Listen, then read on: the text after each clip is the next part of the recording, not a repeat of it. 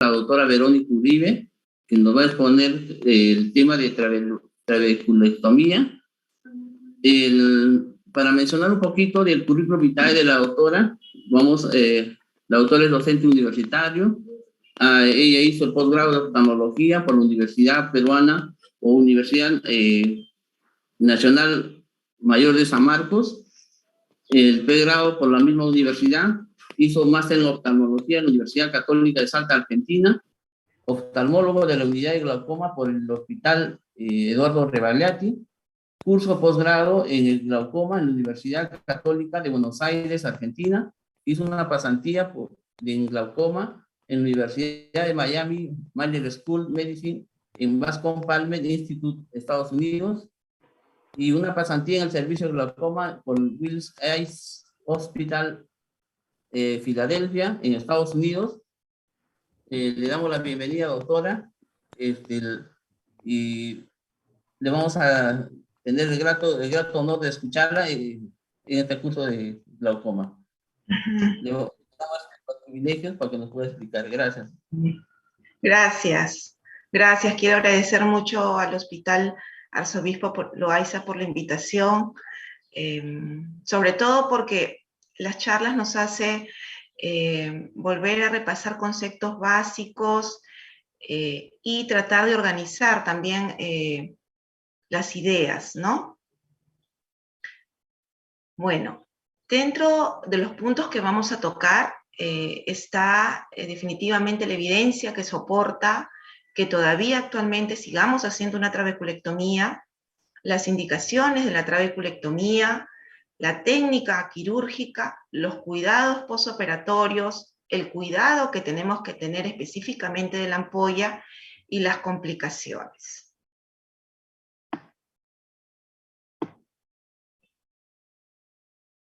Entonces, dentro de la evidencia, justo acá les pongo un artículo que se ha publicado en enero de este año en el Ophthalmology de Glaucoma, donde el editor, que es Kudar Singh, menciona acerca de que la importancia de la trabeculectomía y que este procedimiento debe seguir realizándose a pesar que en la última década ha aparecido la cirugía mínimamente invasiva, pero definitivamente la cirugía mínimamente invasiva que se asocia a un procedimiento corto, con menor complicaciones y una rehabilitación del paciente postquirúrgica rápida, no se obtienen presiones intraoculares importantes, sobre todo en pacientes que tienen glaucoma avanzado o pacientes con glaucoma rápidamente progresivo,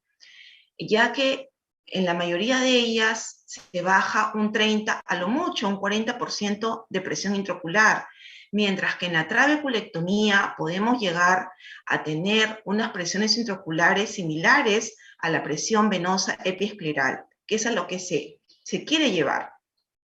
Y debido a que nuestra población está envejeciendo y tenemos cada vez pacientes mayores, es que tenemos que tratar, debido a la expectativa de vida de estos pacientes, llevar en los casos de glaucoma avanzado y glaucoma rápidamente progresivos a presiones intraoculares de un dígito.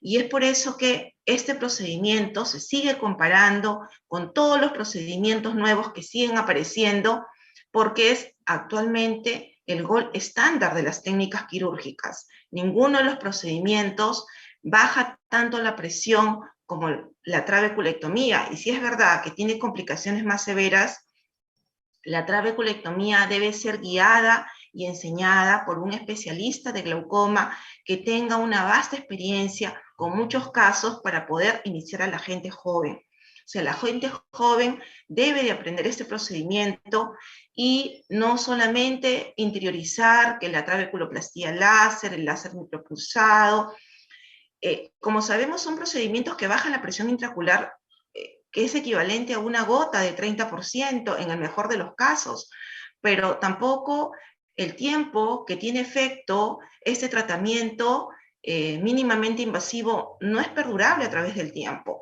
y también el tiempo de su efecto es corto. En cambio, la trabeculectomía tiene un tiempo de duración en promedio de 3 a 5 años. Entonces, es importante que los residentes, que los fellows aprendan a realizar y a indicar una trabeculectomía. Y muchas veces no perdamos tiempo en indicar un procedimiento mínimamente invasivo cuando sabemos que no vamos a llegar a la presión intraocular que el paciente requiere para poder detener la enfermedad o hacerla muy lenta. Entonces, por ese motivo es importante seguir realizando la trabeculectomía. Y dentro de la evidencia señalada se menciona un estudio que se ha publicado en el año 2014, en la cual se compara pacientes con diagnóstico de glaucoma tensión normal antes y después de la trabeculectomía. Y aquí podemos ver que en estos pacientes que tenían una presión intraocular preoperatoria de 15.3 y que en un tiempo promedio de 5 años tienen una presión de 10.3, se bajó realmente la progresión, el rango de progresión del campo visual de 0.7 a 0.25. O sea, definitivamente el descenso de la presión intraocular importante produce una detención de la progresión del daño del campo visual. Igual con los sectores más importantes, ¿no?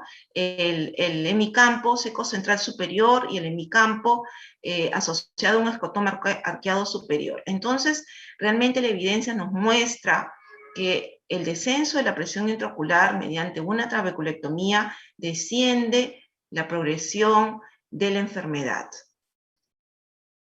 Entonces, actualmente, ¿cuáles son las indicaciones de una trabeculectomía?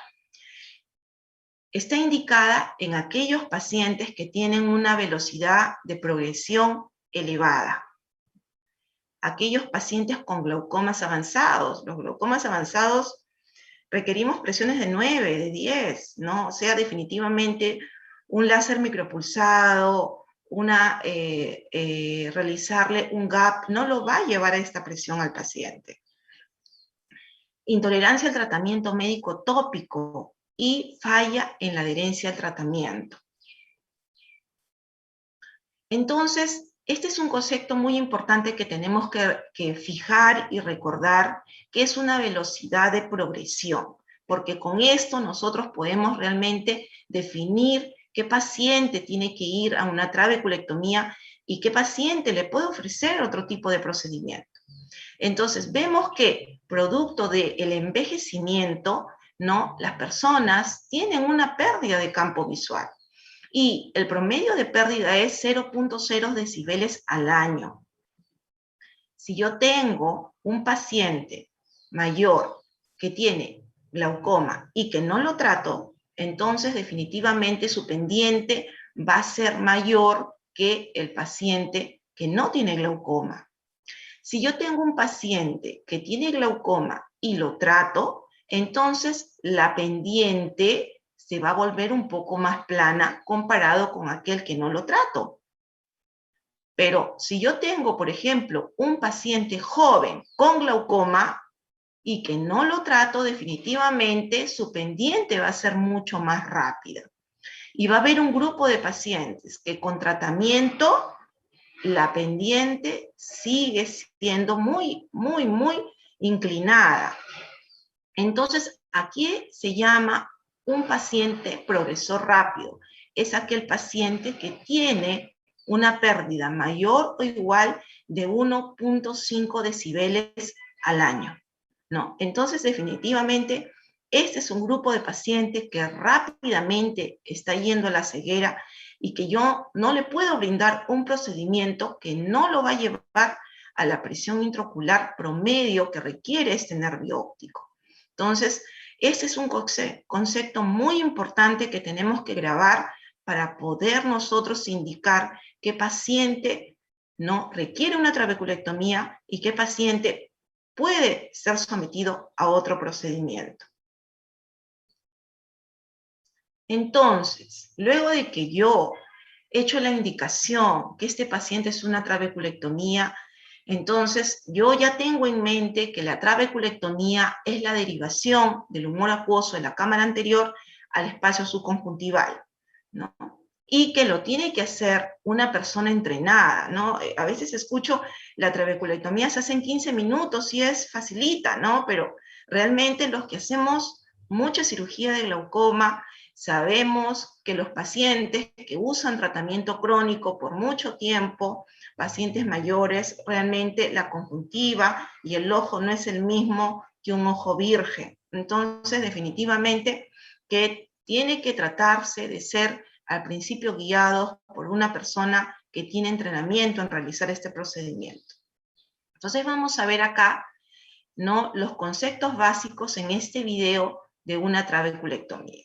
Entonces, realizo la anestesia subconjuntival, como ustedes ven ahí, pegado al limbo. Previamente coloqué un Vicryl para traccionar si es que requiere. Siempre lo coloco, pero no siempre uno requiere traccionar el ojo, hay que tratar el ojo con mucha delicadeza, ¿no? Ahí vemos, por ejemplo, una complicación que es la hemorragia subconjuntival, es pequeña, limitada, y debido a que cuando yo inyecté la anestesia vi que la conjuntiva no era una conjuntiva muy elástica, decidí realizar una relajante en el momento de hacer la trabeculectomía. Usualmente no la hago, pero debido a que observé que esta conjuntiva no era elástica, decidí hacerlo para evitar que se me pueda correr los bordes de la herida y para tener mayor exposición, ¿no?, del lugar donde voy a trabajar. Entonces, como ustedes pueden ver también ahí, ya cambié de tijera. Al principio es una tijera muy delgadita, luego estoy cambiando una tijera un poco más gruesa cuando ya he hecho un espacio, y miren la pinza de conjuntiva, es una pinza traumática. Tenemos que cuidar mucho la conjuntiva, ¿no? Mientras menos traumaticemos la conjuntiva, ¿no?, el resultado quirúrgico va a ser mejor para este paciente, porque lo que queremos es que este procedimiento dure realmente los 5 años y no le dure al paciente, ¿no?, unos meses, ¿no? Queremos que este paciente realmente estabilice, ¿no?, la progresión de la enfermedad, o el paciente con glaucoma avanzado pueda tener, por más que tenga una isla de visión central, esa isla de visión central lo ayude por mucho más tiempo. Entonces, luego que ya he abierto el ojal en un promedio de 10 a 12, ¿no?, de longitud limbar, ¿no? Entonces, y que más o menos he disecado de fondo entre 10 y 12 milímetros, procedo a hacer la cauterización del lugar donde voy a realizar el flap escleral, ¿no? Poner lo suficiente, no también mucho.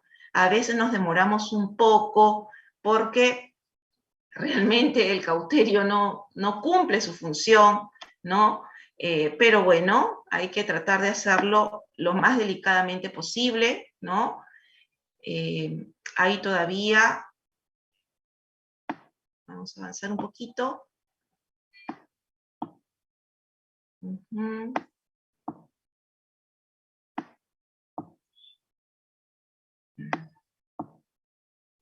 Entonces ahí ya, ahora sí está quemando el cauterio, ¿no? Y luego de poner en el lecho, solamente en el lecho, donde vamos a fabricar, donde vamos a nosotros diseñar el flap escleral, es que solamente cauterizamos. Y hacemos un flap, yo hago el rectangular, no hago el triangular ni trapezoidal, ¿no? Yo me formé con el rectangular y me va bien, ¿no? O sea, tengo ya una costumbre, ¿no?, que es muy importante en realizar el flap. Y no lo hago con Crescent porque para mí hacerlo con bisturí puedo yo manejar mejor la profundidad.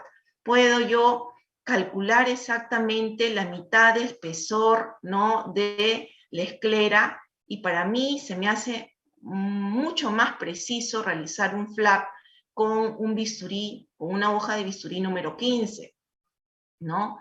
Siempre lo hago así. Las veces que he querido hacerlo con el Crescent no me siento cómoda, siento que se me va la mano En cambio, con el bisturí siento que lo puedo hacer mucho más preciso. Miren, ya está.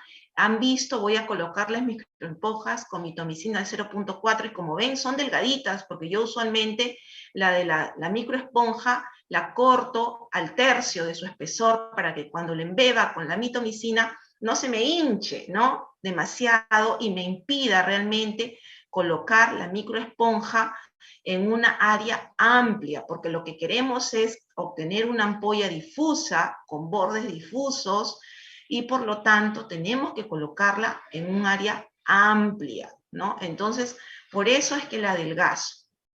También si se han dado cuenta, cuando ingreso la microesponja, trato de no tocar el borde de la conjuntiva limbar.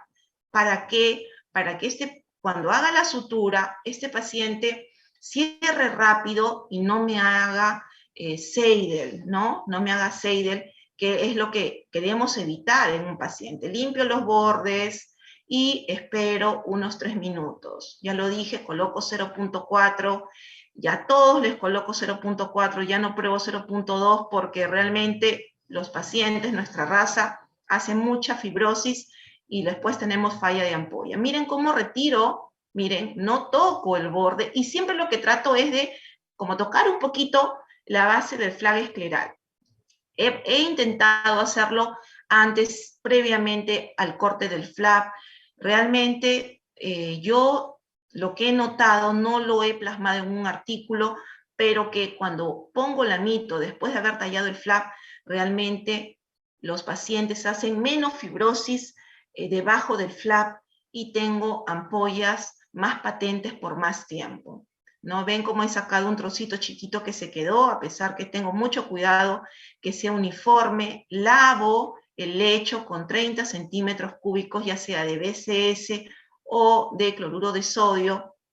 Lavo bien todo el lecho y también no presiono el agua o sea, no presiono la jeringa con fuerza para evitar que se me hidrate demasiado la conjuntiva y que no me permita ver lo que está pasando, ¿no? Uno tiene que tratar de ser delicados. Luego estoy colocando un punto ya del flag escleral antes de ingresar a cámara para evitar que la cámara anterior se me aplane cuando yo ya cuando haga la trabeculectomía propiamente dicha. He hecho la paracentesis en el temporal inferior, siempre hay que hacerla en un mismo lugar para saber que ahí está. Reformo un poquito la cámara y luego de tener ya el punto y la paracentesis, entonces estoy mirando el ostium, tengo que avanzar a la córnea, si es necesario avanzo un poquito más, siempre después de la mitomicina, no antes, y luego ingreso con ahí está, central. No corto todo el borde de borde a borde, sino que solamente central, y de ahí hago tres acabocados con el punch, ¿no? Metemos el punch y hay que levantarlo, no hay que dejarlo horizontal no corta, hay que levantarlo para que realmente se produzca un corte del tejido, ¿no? Entonces, miren, ahí estoy viendo que le falta un poquito en el lado izquierdo y hago una nadita, una muesquita, ¿no? Voy mirando y digo, ay, ya está, perfecto. Entonces, lavo ahí el ostium, es muy importante. A veces miro el ostium, cuando a veces quedan unos rezagos de Descemet, la trato de retirar para estar segura que el corte es total, ¿no? Que realizamos. Vuelvo a reformar la cámara anterior, siempre trato de evitar que se me aplane la cámara, ¿no? Para evitar la presencia de coroideos, ¿no? Evitar la hipotonía en el acto operatorio y que realmente tengamos un postoperatorio tranquilo, con una ampolla con buenas características. Siempre recordar que la sangre, la excesiva cauterización, hace que se produzca mayor cicatriz, ¿no?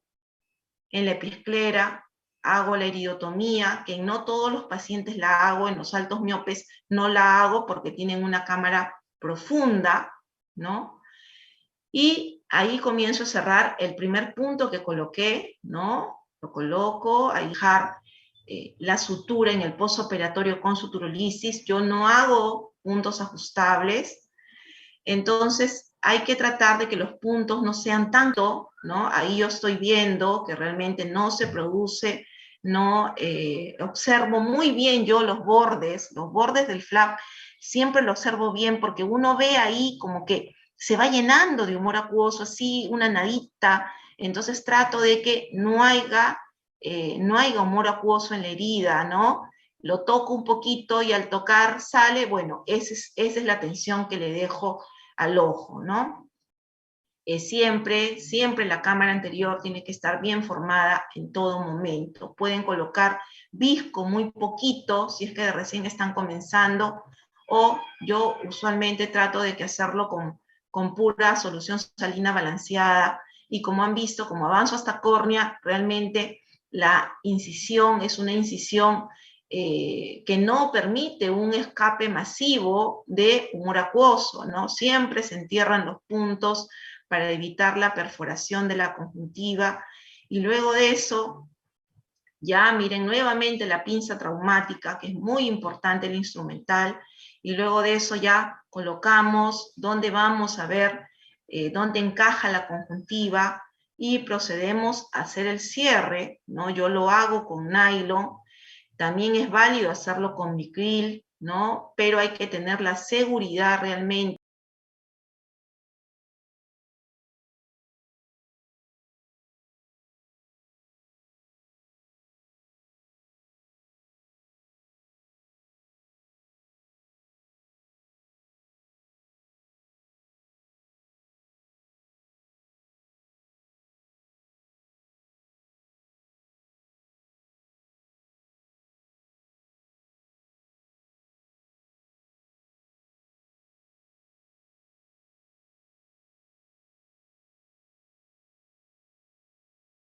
Comienza a degradar. Los puntos limbares los coloco realmente cogiendo episclera, no solamente conjuntiva, ¿no? Trato que el tejido esté bien cerrado, bien hermético. Miren cómo lo estiro para tener la seguridad que tiene un contacto estrecho con el limbo, ¿no? No jalo realmente yo la conjuntiva que cubra la córnea, ¿no? Porque con este avance que hemos hecho del flag hacia la córnea, y cuando hacemos este corte central, realmente lo que se está haciendo es crear el flujo hacia la parte de atrás, ¿no? Entonces, usualmente no viene hacia la parte de adelante, ¿no? Entonces, y siempre, en la mayoría de los casos, ¿no? Coloco puntos colchoneros para asegurarme que no haya Seidel, ¿no? El Seidel realmente es una complicación que cambia todo el curso de la cicatrización de la ampolla, como vamos a verlo ahora. Ok, vamos a ver.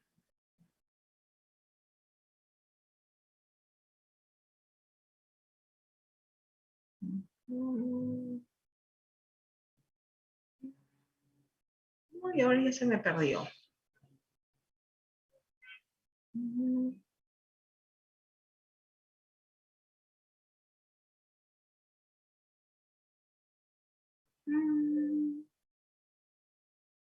A ver.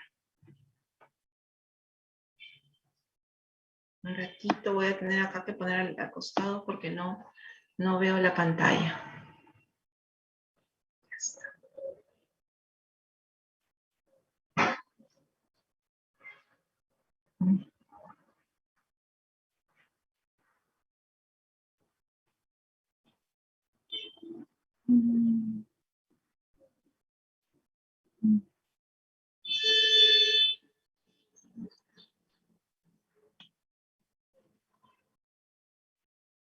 Entonces, aquí, como están viendo todos, vemos el PO2 de este paciente, no post-trabeculectomía, ¿no? No lo pude ver el PO1 porque el paciente no llegó, parece que no lo podían traer y lo vi el PO2. Miren, el PO2, vamos a ver esta ampolla, es una ampolla, miren, los bordes están difusos, como pueden ver ustedes, no hay bordes netos, tiene pocos vasos, es extensa, más de 2 horas, está elevada, mayor de 2 milímetros, no tiene Seidel, acá tiene un poquito, tiñe un poquito la córnea, hay un poquito de desepitelización, ¿no? Y se ve una ampolla buena, se ve una ampolla buena. Aquí les he puesto, yo la mitomicina la uso de dos formas. La uso, ¿no?, con microesponja y la uso en forma directa subconjuntival. Entonces, miren, acá voy a correrlo porque esta es una facotrave que hice. Voy a correr al minuto, acá, si no me equivoco, 5... donde voy a colocar 4.5. Ahí está.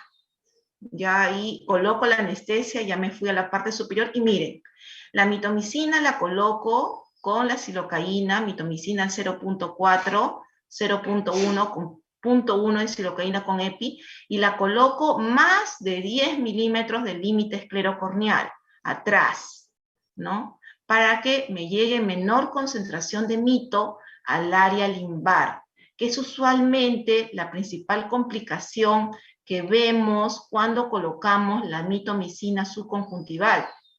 La ventaja de colocar la mitomicina subconjuntival es que nosotros podemos, el procedimiento es más estandarizado, sabemos exactamente cuánto estamos poniendo. Cuando uno pone, por ejemplo, la mitomicina en microesponjas, realmente uno no sabe cuánto está llegando a cada área, ¿no? Si bien es una concentración, pero uno no sabe exactamente, pero colocando la mitomicina subconjuntival, realmente uno puede estandarizar el procedimiento. Miren, igualmente, nuevamente, la tijera delgada para el área limbar, ¿no? Para abrir, ahí no le estoy haciendo relajantes, como han visto la conjuntiva era muy elástica, entonces no le hago relajante, y estoy comenzando a hacer el ojal, previamente haber esperado unos 3 minutos que se absorba la mitomicina, y comienzo a hacer el ojal, y luego ya comienzo a hacer el bolsillo, ¿no?, que va a ser igual, un diámetro de 10 a 12.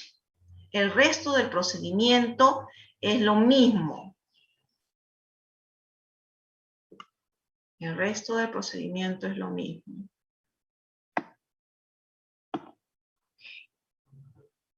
A ver, vamos acá, dejar de compartir, vamos a compartir.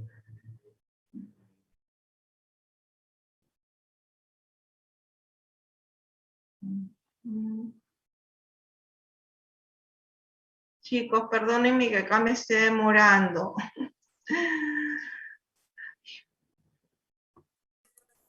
No se preocupe, doctora. Lo que pasa es que cuando uno hace la presentación con este tipo de herramienta es mucho más interactivo y me gusta utilizarla por más que me demore un poquito más.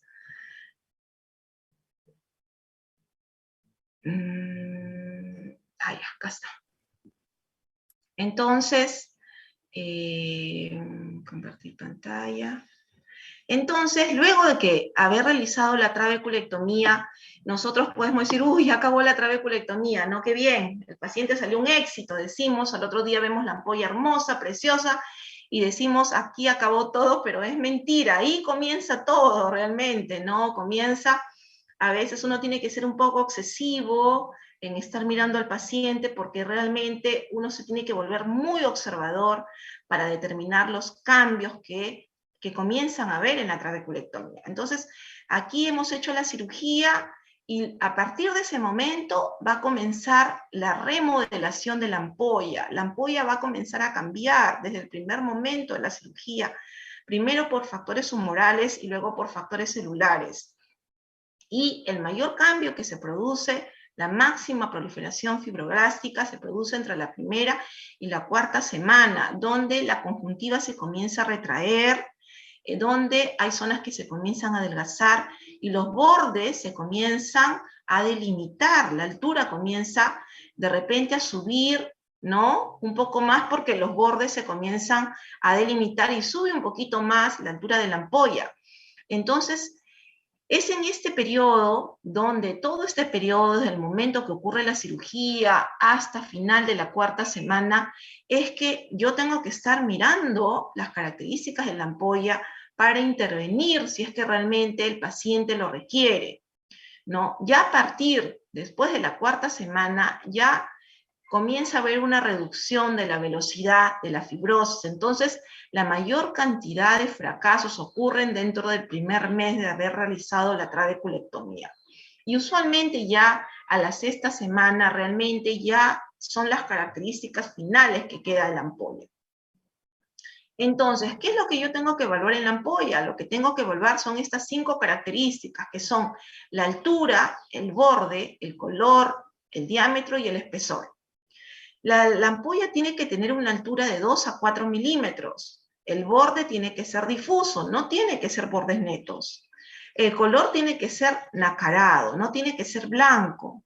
El diámetro tiene que ser entre 8 y 12 y el espesor tiene que ser un espesor fino, no grueso, pero no extremadamente fino. Entonces, miren cómo uno se vuelve una especie, ¿no?, de realmente de ir buscando lo ideal en la ampolla para que al paciente le dure dentro de 3 a 5 años. Entonces, por ejemplo, vamos a ver este ejemplo, ¿no? Ejemplo tiene, ¿no? Vamos a revisar acá atrás, miren, acá está, altura, borde, color, diámetro y espesor, son 5. Entonces vemos acá, la altura tiene buena, mayor de 2, los bordes son difusos, el diámetro mayor de 2, entre 2 horas, 2 horas y media, el color es un blanco nacarado, es una conjuntiva que no es delgada, que no es gruesa ni tampoco es muy delgada, ¿no? Entonces se le ve y miren los vasos, realmente pocos vasos, no es avascular, pero hay pocos vasos. Entonces es una ampolla de características ideales. Aquí veo microquistes, usualmente en la primera semana uno no ve microquistes. Se comienza a formar sí al 5.º día, pero usualmente en la primera semana no lo vemos. Conforme va haciendo efecto la mitomicina, va a comenzar a ver más lagos acuosos en la ampolla, es que comenzamos a ver los microquistes.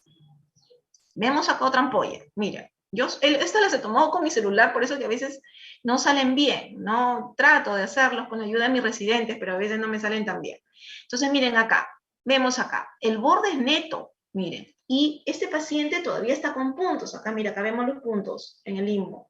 O sea, tiene menos de 3 semanas, porque usualmente retiro los puntos a las 3 semanas. Entonces vemos el borde es neto, miren, neto, miren acá. O sea, es una ampolla pequeña, no es difusa, la pared se ve gruesa, se ve con vasos la pared, ¿no? Entonces, esta ampolla tiene signos de falla temprana de ampolla. Entonces, en esta ampolla yo tengo que hacer algo, si no va a morir. Tengo que ver por qué esta ampolla está fallando. Probablemente sea porque no está saliendo la cantidad de líquido adecuada o hay mucho proceso fibrocicatricial del paciente. Usualmente es cuando no está saliendo el suficientemente líquido del ostium, porque está comprobado ya que mientras haya líquido en el espacio entre la esclera y el tenon, ¿no? Mientras haya líquido, entonces los vasos retroceden y no hay esas adhesiones ni esos puentes que se crean en mayor o menor cuantía, no se crean unos puentes densos y por lo tanto la ampolla sigue patente. Cuando la ampolla se aplana, ya sea porque las suturas están muy ajustadas, ya sea porque hubo un sangrado y tapó el ostium, ya sea porque hay mucha fibrosis sobre el flap y no permite salir el flujo, cuando se aplana, cuando se pega la conjuntiva de la esclera, entonces comienzan a haber adhesiones y se activa mayor, se exponencia el proceso cicatricial y por eso que esas ampollas van rápidamente al fracaso. Entonces yo tengo que valorar qué es, porque no sale líquido o porque está fibrosando muy rápido. Si no sale líquido, ¿por qué no sale líquido? Tengo que poner un gonioscopio, mirar, el ostium está libre, está bien, no está el iris, no hay sangre, no hay nada. Entonces, ¿por qué es? Porque el punto está ajustado. Hago un masaje, no forma, ya, pero debe de formar. ¿Por qué no forma? Porque hay mucha resistencia. Hago un masaje con un hisopo en el borde del flap con la esclera y la mayoría forma. Entonces, una vez que forma, hay que asegurarnos de formarlo bien por ambos lados y que realmente se extienda la ampolla, se extienda, rompa ese anillo fibroso de que se está realmente delimitando, se extienda la ampolla, bajarlo hasta el 10 y 11, no más, para que no sangre de la iridectomía, y sentarlo al paciente un rato afuera, sentarlo una o 2 horas, volverlo a ver y ver si ese masaje ha sido efectivo. Si vuelve a subir la presión, vuelvamente masajeo, y el otro día vuelvamente hago masaje hasta obtener el tiempo, si es que la presión no está muy alta, en la cual yo pueda cortar un punto, ¿no? Si la presión está muy alta, por más que la literatura nos diga no hay que romper un punto antes de las 2 semanas, realmente en la práctica no se cumple. Si tengo un paciente con presión de 30 y yo hago un masaje y baja la presión, trataré de mantenerlo al menos hasta la primera semana, pero de ahí voy a tener que cortar un punto, ¿no? Entonces, uno va aprendiendo según cómo realmente va caminando y, por supuesto, ¿no? Leyendo, la evidencia nos va mostrando qué es lo que tenemos que hacer.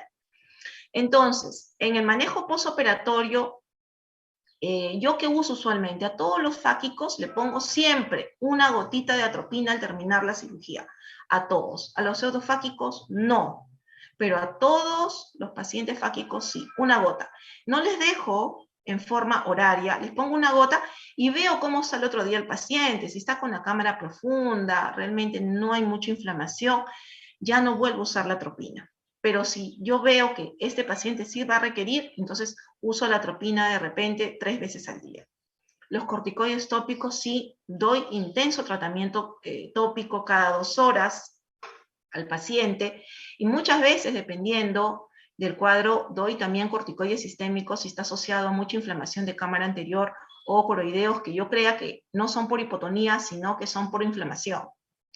Utilizo también el masaje ocular, ¿no? En el postoperatorio temprano, y también hay que valorar la extracción de las suturas conjuntivales, porque muchas veces el paciente hace mucho proceso cicatricial porque es muy reactivo a la sutura. Entonces uno retira la sutura e inmediatamente la conjuntiva se calma, deja de estar roja.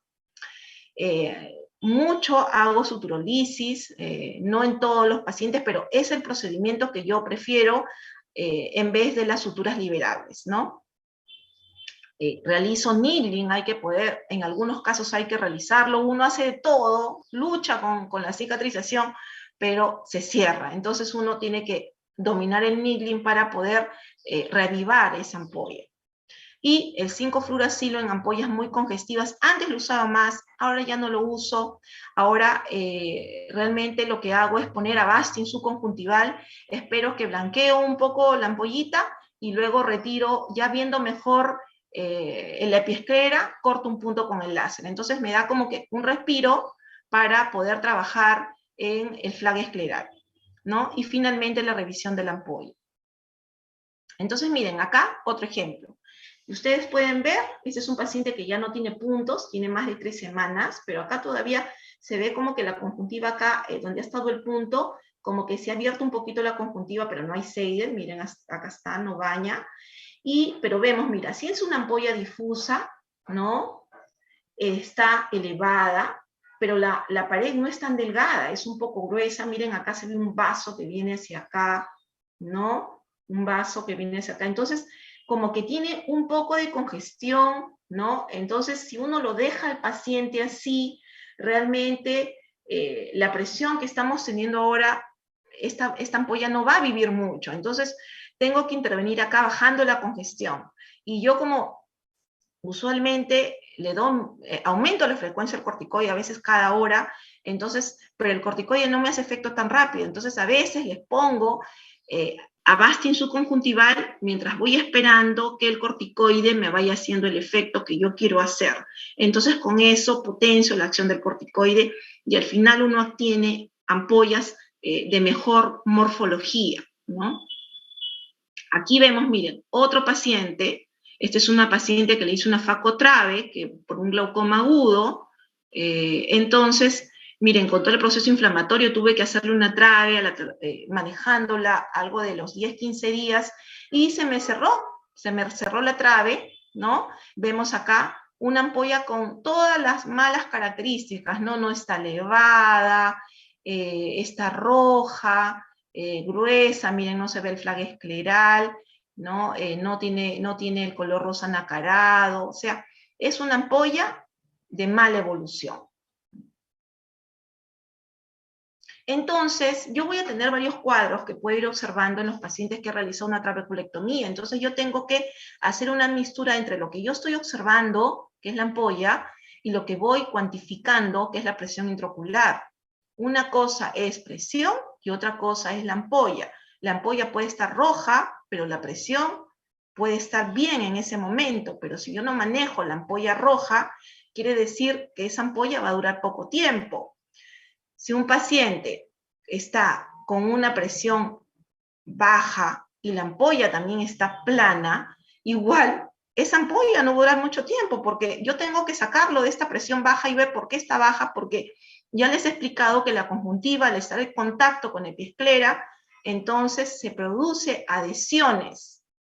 Y luego, cuando yo pueda resolver o me demoro resolver este cuadro, ya se formó la fibrosis encima del flag y realmente la ampolla ya fracasó. Entonces yo puedo tener una ampolla elevada con una pio baja. Miro la cámara puede estar formada un poco estrecha.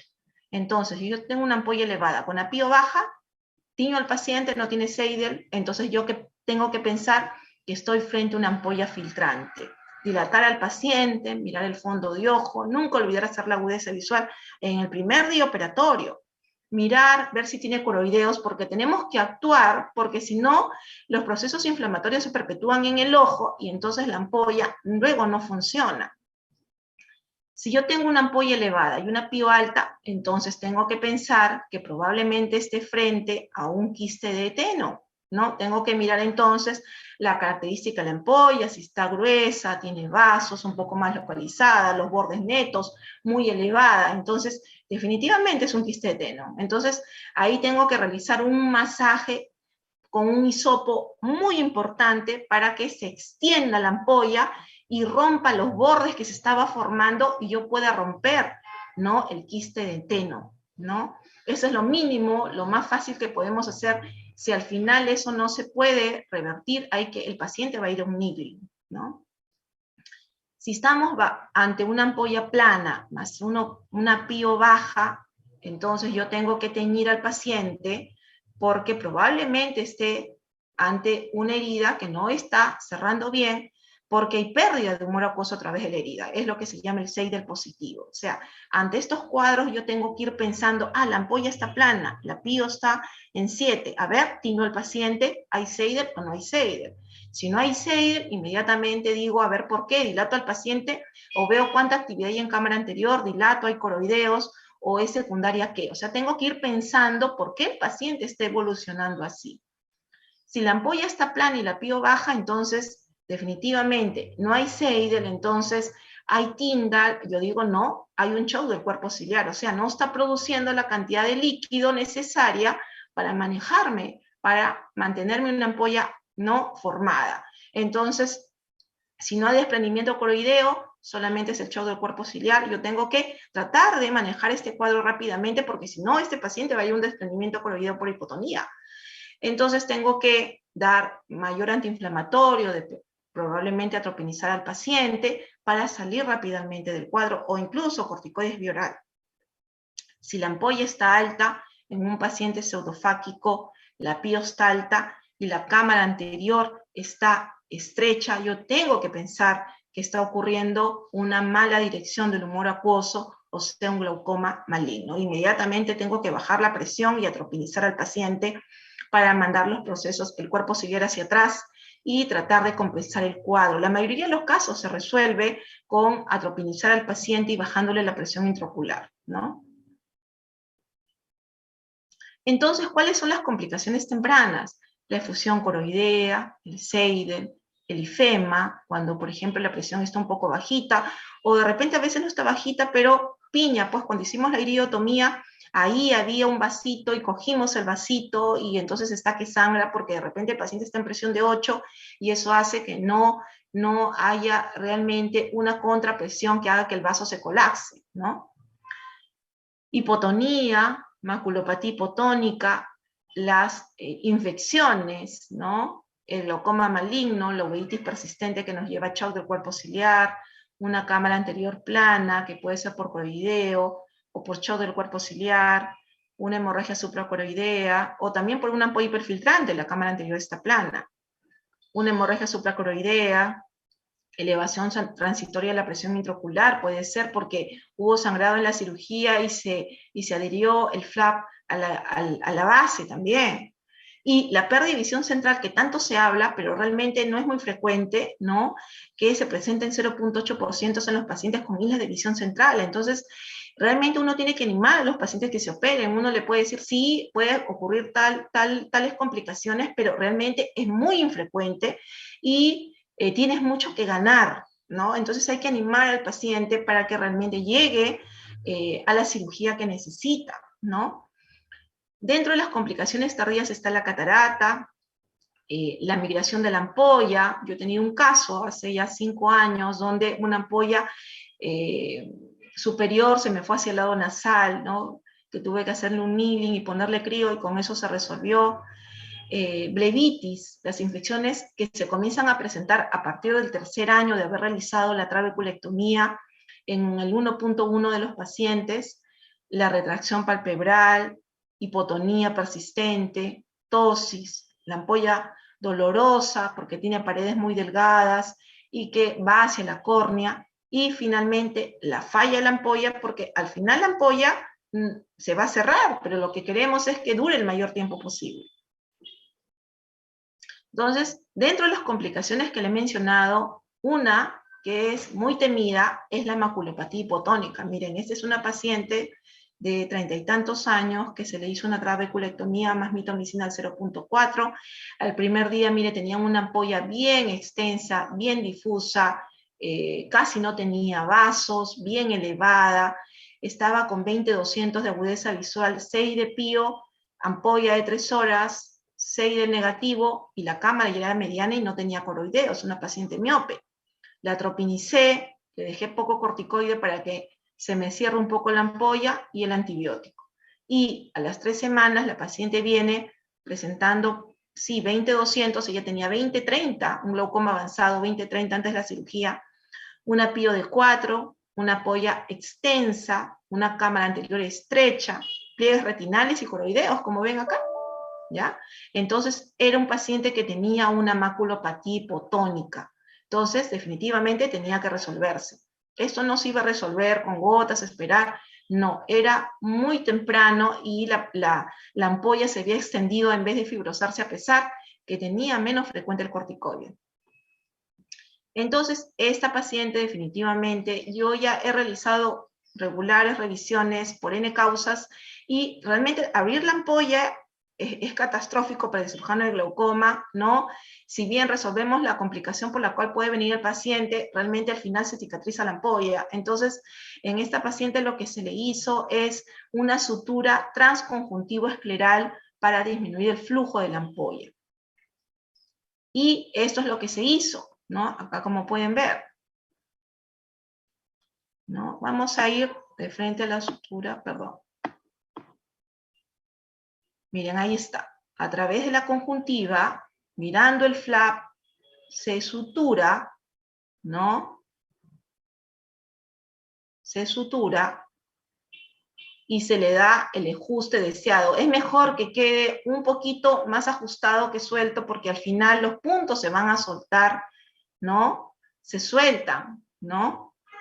Todos los puntos siempre se sueltan. Entonces el paciente puede terminar con 15, 18, pero después de unas semanas va a estar en 12. Entonces no hay que tener temor, ¿no? Uno le da la atención adecuada y realmente sí resulta, ¿no? Al otro día, miren la paciente, aquí se ven los puntos, 6 del negativo, ¿no? Si hubiera Seidel positivo, no le doy corticoide unos días, y cuando ya no tenga Seidel, reinicio el corticoide, no tan frecuente. Y aquí podemos ver el OCT de la paciente preoperatorio, en el momento que hizo la maculopatía hipotónica y post la sutura que se realizó transconjuntiva escleral. Otro procedimiento que hacemos muy frecuente es el niggling, ¿no? El niggling para tratar de avivar las ampollas fibrosadas y que el paciente realmente use menos gotas o no use gotas, porque eso va a afectar su calidad de vida, ¿no? Entonces, ese es un procedimiento que realmente es muy útil, ¿no? Es muy útil y sí resulta, ¿no? Coloco una zona de tracción, siempre la coloco, así el paciente no la utilice, pero sí la coloco porque realmente uno puede, si lo necesita o necesita maniobrar el ojo, puede coger y traccionar, ¿no? Marco el flap ¿no? Con un plumón, los bordes del flap, como pueden ver la conjuntiva está plana, los bordes gruesos, hay vasos. Esa es una paciente que tenía 4 años de trabeculectomía y había estado bien, y por la pandemia se desapareció y creo que la vi después de 9 meses de su último control, y entonces vino con una presión de 16, o sea, tampoco no era que esté totalmente fibrosada, pero tenía un glaucoma avanzado, entonces definitivamente es una paciente que ya toma muchos medicamentos, dejarla con gotas, a veces compromete bastante su calidad de vida cuando el paciente tiene artritis, no puede echarse las gotitas, ¿no? No es su caso de ella, pero definitivamente quedarse sin gotas para el paciente y llegar a la presión con menos fluctuaciones es lo ideal. Estoy poniendo mitomicina, ¿no? Al 0.2 pongo una mixtura de 0.1 con silocaína con EPI, ¿no? Pongo ahí más o menos a 10 o a 12, lejos del flap, y luego de eso, igual a unos 10, comienzo a entrar, miren cómo entro y sale, entro y sale, entro y sale. No corto a los costados primero, entro y salgo, porque en las fisiopatologías que les he explicado, ya les he dicho que se forman unos tractos fibrosos, unas adherencias entre la conjuntiva y la esclera, ¿no? Como unos tabiques. Entonces, uno va entrando en esta forma y como que va horadando poco a poco los tabiques y como que va haciendo espacio. Entonces entra, hace esto y después ya corta. Entra, los adelgaza y después corta, ¿no? Entonces, primero, si no hay mucho sangrado, uno trata de extender, romper un poco la fibrosis y ya luego entrar por debajo del flap, ¿no? Que lo estamos viendo. Yo siempre voy tocando el ojo cuando veo que ya se va formando, ¿no? Veo que se va elevando, ¿no? Y dependiendo de eso voy continuando, voy ingresando, usualmente entro hasta debajo del flap y el óseo. Miren, ahí ya se formó, ¿no? Ya se formó y quiero tener la seguridad, toco y realmente uno tiene que estar muy seguro que está liberando, ¿no? Y rompiendo regular cantidad de adherencias y que realmente está entrando debajo del flap escleral para que realmente podamos ayudar a la paciente, ¿no? O al paciente, ¿no? Hay que tener realmente uno lento, realmente, no hay que tratar de apurarse, lento, realmente podemos hacer las cosas, ¿no? Y muy cuidadosos, miren, ahí ya toqué, el ojito está ya y la ampolla está formada, no siempre tiño, porque de eso va a depender mi conducta postoperatoria, no tiene Seidel, ¿no? Y ya, y ahí acabó el procedimiento, ¿no? Entonces, esta es una paciente que he visto hace unos 3 días, es una paciente que he operado hace unos 3 años, con un glaucoma avanzado, y miren, tiene una ampolla difusa, nacarada, pocos vasos, está con 9 de presión, muy bien, sin gotas, pero para llegar al objetivo realmente uno tiene que caminar con el paciente, ¿no? Mirarlo, para poder lograr ampollas de estas características que no siempre son, ¿no? Bueno, eso sería todo lo que les he traído el día de hoy. Gracias. Bueno, primeramente darle las gracias, doctora. Estuvo muy buena la presentación. Tenemos algunas preguntas de acá para... A ver. A ver, la primera pregunta es, Ya, le saluda, le dice buenos días, doctora, excelente exposición. Con respecto al flap escleral, ¿hay algún tip para saber qué es del grosor adecuado?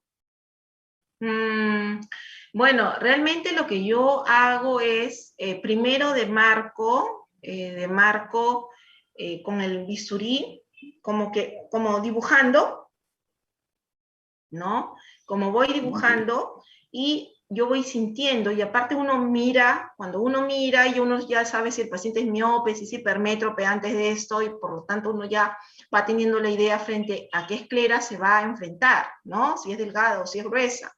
Pero cuando uno va a comenzar a hacer flap, uno como que dibuja y uno realmente ahí va sintiendo cuán gruesa es la esclera, ¿no? Entonces, yo como que demarco un poquito en un lado, voy demarcando poquito y ahí como que voy levantando y voy viendo realmente cuánto de espesor tiene la esclera, ¿no? Entonces, es ahí como decido realmente que ya estoy a la mitad del espesor. Realmente la experiencia es la que te va enseñando, ¿no? Tú observando realmente el grosor que tiene la esclera, ¿no?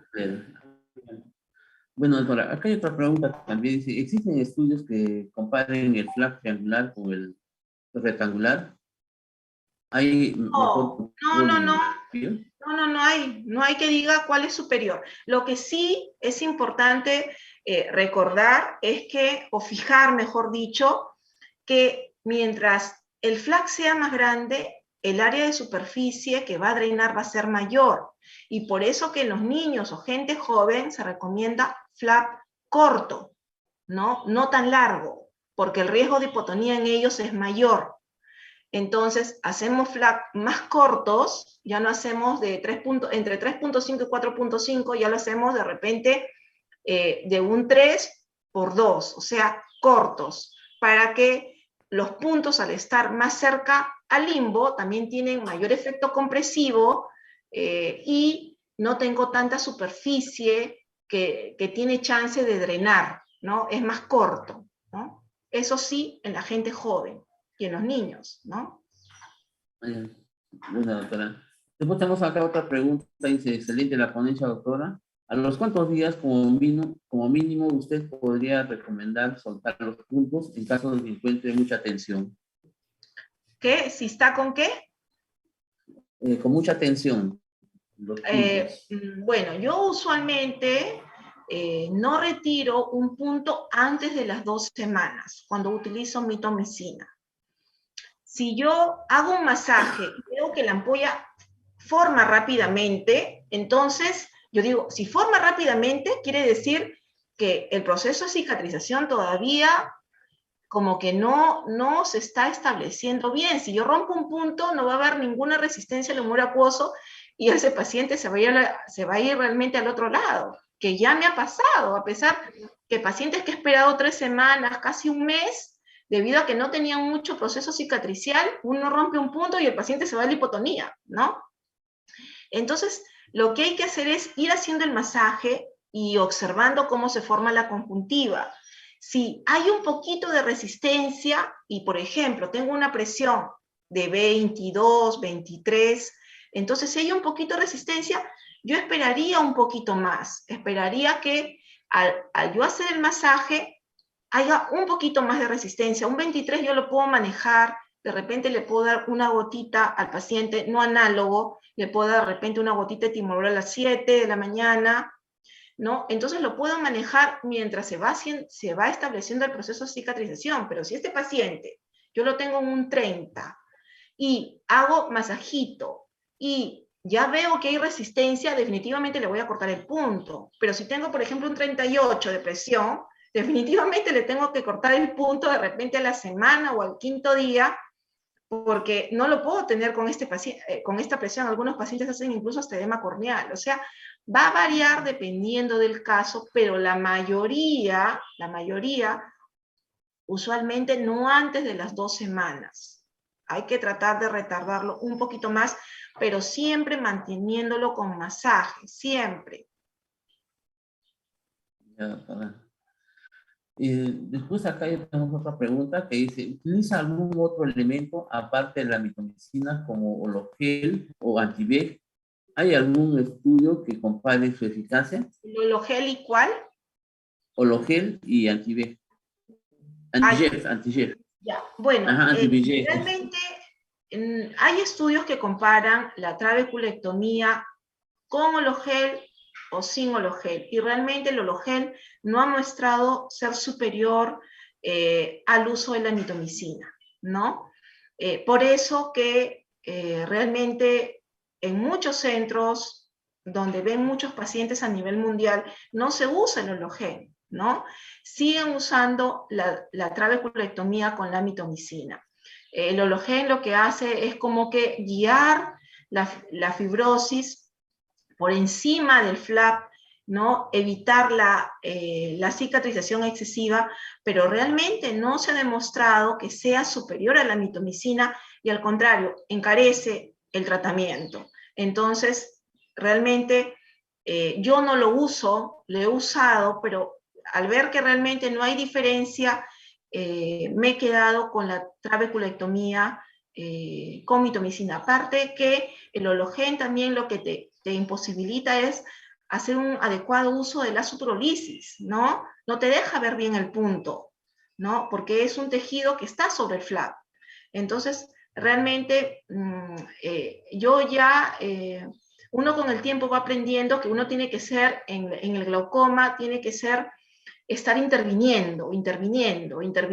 Entonces, realmente no te permite intervenir mucho en el proceso de cicatrización del paciente y al final no, eso no te sirve. Entonces, yo usualmente no lo uso. Ahora, con respecto al Avastin, sí, yo lo comencé a usar hace más o menos 8 años, no lo uso mucho, pero sí comencé a usar, habían reportes de 12, 15 casos en las cuales usaban el bevacizumab para lograr mejor apariencia de la ampolla. No se obtienen mayores efectos en bajar la presión intraocular, pero sí en mejorar la apariencia de la ampolla. Y yo para eso lo uso, no como tratamiento definitivo, sino en algunos pacientes que realmente veo que, por ejemplo, están con una presión de 22, todavía no le puedo retirar el punto, pero veo que la ampolla está muy congestiva, cuando hago el masaje se forma rápido, pero todavía no le puedo retirar el punto, pero si la dejo así, entonces los vasos van a seguir avanzando, entonces le pongo el Avastin mientras me doy unos días más de respiro que pueda retirar el punto, ¿no? Entonces, y que me deje ver el punto también, ¿no? Porque es también un juego entre, realmente tú puedes querer hacer una suturolisis, pero si no ves el punto, no la puedes realizar. Entonces, es como un juego de buscar el hecho ideal para poder seguir haciendo lo que tú ya estás proyectando que este paciente va a necesitar. Bueno, después acá tenemos otra pregunta y se agradece la presentación y le felicitan. Y le dice, ¿Perdón? ¿cuál es la diferencia? Agradecen la presentación y le preguntan, ¿no? ¿Cuál es la diferencia en colocar mitomicina conjuntival o microesponja? En su experiencia, ¿qué recomendaría a los que recién inician la curva de aprendizaje? Bueno, mire, yo cuando vine de hacer una pasantía hace unos 3 años de Estados Unidos, vi mucho, he estado en 2 centros que ven muchos pacientes, y en un centro, en el Bascom Palmer, utilizan la mitomicina con esponja, y el otro centro, que es el Wills, utiliza la mitomicina subconjuntival. Entonces, cuando yo vine en el año 2019 del Wills, yo dije, uy, ya, la mitomicina subconjuntival, y comencé a poner a todos la mitomicina subconjuntival, pero de ahí me di cuenta que la mitomicina subconjuntival te produce las ampollas más isquémicas y más hipotonía que la mitomicina puesta en esponja. Entonces comencé yo mismo a seleccionar mis pacientes. Ya, un paciente mayor que veía conjuntiva delgada, que le veía orbitopatía secundaria a la tanopros, dije, no, este paciente va a ir a esponja. Y el paciente que veía uno trigueño, moreno, le veía la conjuntiva gruesa, roja, dije, no, este paciente le voy a poner la mitomicina subconjuntival, ¿no? Este año que he ido al meeting, por ejemplo, por supuesto que uno va observando, ¿no? Ellos ya se han dado cuenta de todas estas complicaciones y ahora están sugiriendo el uso de la mitomicina subconjuntival, pero subtenoniana a nivel del recto medial, ¿no? Porque en esa zona hay más tejido fibrótico, la vaina es más gruesa. Entonces, con eso, uno podría disminuir las ampollas más delgadas y también la hipotonía asociada a la mitomicina. Entonces, todavía no he hecho un caso de esos, ¿no? Pero definitivamente sí tiene un asidero. Si uno piensa en la fisiopatología, en los hallazgos anatómicos del ojo, definitivamente es una alternativa para colocar la mitomicina subconjuntival en esa área y que no produzca tanta hipotonía ni tanta ampolla delgada, ¿no?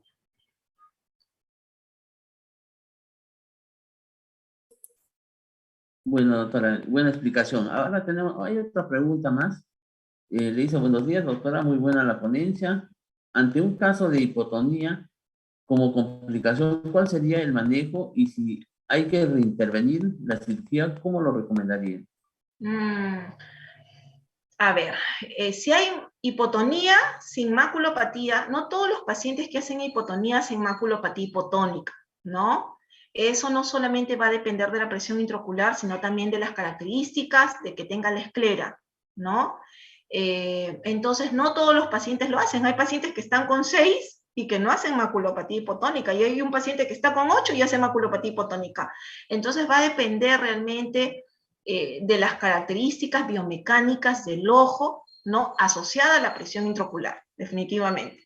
Entonces, si un paciente está hipotónico, pero no hace maculopatía hipotónica, yo primero puedo intentar el manejo propiamente médico, ¿no? Probablemente si la cámara está amplia, no le dé atropina, pero probablemente bajar el uso del corticoide a la mínima expresión, incluso hasta a veces una vez al día, para que se produzca el proceso cicatricial, ¿no? En definitiva, si un paciente está en 6, va a ser bien raro que el paciente llegue a 10, o sea, probablemente el paciente va a llegar a 8, máximo 9, ¿no? Pero si es un paciente que la agudeza visual está estable, que no hay pliegues maculares, no hay edema de mácula, yo me puedo dar el tiempo con tranquilidad de poderlo manejar médicamente. Pero si el paciente está hipotónico y hace maculopatía hipotónica, ya eso es otra cosa diferente. Hay que valorar la agudeza visual, ¿no? Se menciona en la literatura que pacientes con una agudeza visual mayor de 20/200 se puede observar todavía no mayor de 3 meses, ya que comienzan a haber cambios estructurales en el ojo. Pero realmente uno va a valorar frente a qué paciente está. Si un paciente estaba en 20/50 o 20/40, tú lo operas, está en 8 el paciente, y de pronto te comienza a bajar la visión a 20/200, tú ves pliegues maculares, de repente ya está en la tercera semana, ya le bajaste el corticoide, o sea, ya estás quemando etapas en las cuales tú sabes que, o sea, la presión va a ser bien difícil que la tercera semana brinque de 6 a 12, ¿no? Y mientras el ojo pasa más tiempo en hipotonía, el ojo se descompensa más, ya no solamente es la hipotonía, ya viene la baja visual, viene el desprendimiento coroideo, viene el edema macular, viene el edema de la córnea, viene la inflamación en cámara anterior, o sea, ya comienzan a haber una cascada de eventos que realmente vienen uno tras otro, que tú te pones a pensar, como ya has visto ese cuadro, en qué momento tú tienes que parar esa escala de eventos que ya se viene. Y yo realmente trato de pararlo. A veces soy muy observadora, pero a veces soy invasiva. Entonces, como ya he visto varios casos de hipotonía, así como del Seidel, si uno no cierra la herida, no, que el ungüentito, que no, uno tiene que cerrar la herida rápidamente para que no se pegue la conjuntiva con la esclera. Y esa es la solución más rápida para que la ampolla permanezca viva. Igual la maculopatía hipotónica, si el paciente estuvo en 20/40, pasó a 20/200, le estás viendo que tiene pliegues maculares, ese ojo necesita aumentar la presión hidrostática para que se vuelvan a estirar sus paredes y vuelva a tener la función que tenía antes. Entonces, en la vida, disminuir el corticoide la observación te va a hacer que realmente las paredes esclerales se estiren y el ojo vuelva como antes. Yo he visto que no ocurre eso. Entonces, yo lo que hago por eso es, ya no abro la ampolla, sino que coloco las suturas conjuntivo-esclerales. Ya tengo 5 casos y los pacientes van muy bien. E incluso en aquellos que les coloqué y que les coloqué muchos puntos, los he retirado en la lámpara al otro día, los que tuvieron 35, por ejemplo, ¿no? Y realmente la maculopatía hipotónica se resuelve. Hay que recordar que cuando un ojo está en maculopatía hipotónica, necesita un promedio de 25 milímetros de mercurio para que el ojo se vuelva a restablecer, por lo menos unos 5 días. Y después de ese tiempo ya uno puede ir cortando las suturas lento, ¿no? Porque también uno no quiere que al final la ampolla se te cierre, ¿no? Entonces lo primero es recuperar la función visual y después ya lento, calmadamente, ir cortando los puntos uno a uno, no tan rápido, darse tiempo, ¿no?